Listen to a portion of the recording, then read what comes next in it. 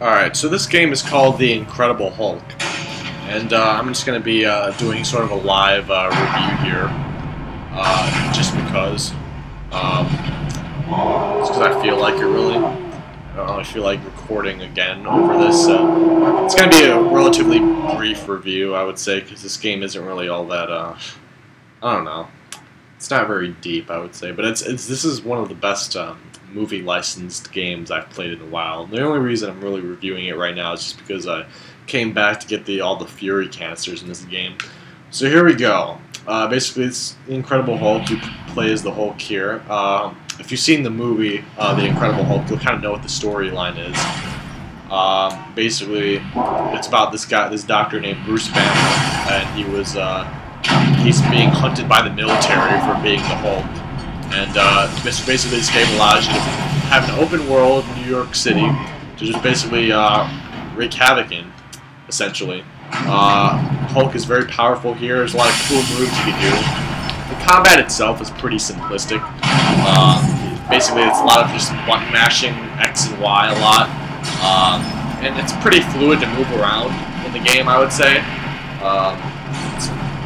Like the movement's really good, and it's easy to just like pick up a bunch of stuff and throw it at other things, like that. I forget, there's like a move like you can do if you hold X and Y like that. You could press in cars like that, kind of like in the movie. So you could do that, and just like use this on the vehicles and stuff like right here, and this military jeep here, like that. Basically, you can just throw these into buildings and stuff. By the way, you can actually demolish full-on buildings here in this game like this. Hold on a second. The one bad part about this game, I would say, is that the graphics aren't all that great. The model of the Hulk looks pretty good for the most part, I would say.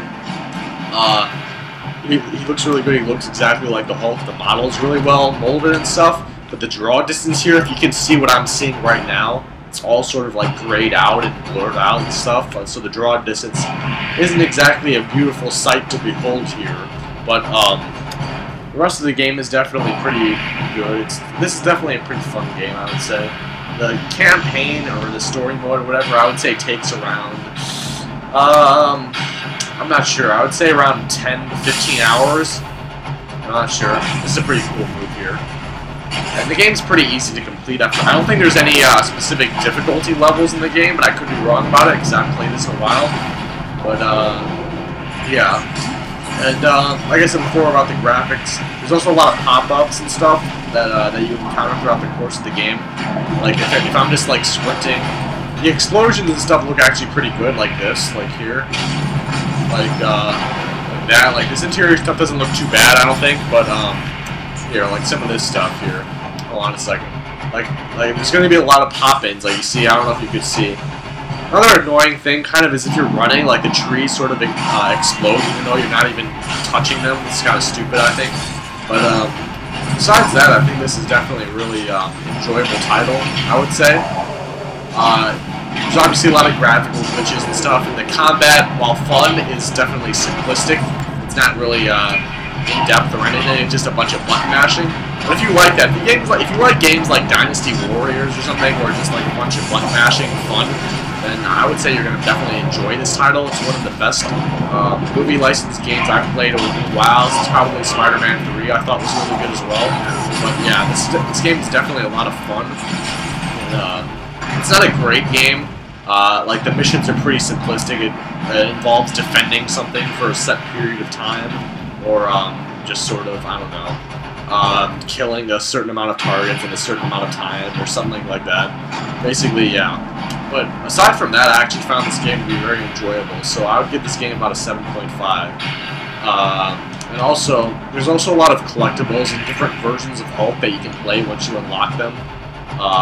So, yeah, aside from this, so there's definitely some replayability here, but not necessarily a ton. But yeah, this game is definitely pretty fun, I would say. So if you have, it's probably pretty cheap right now. So I would say go get this game right now if you can. It's probably about 20 bucks, 15 bucks. If you can, I would say get this game.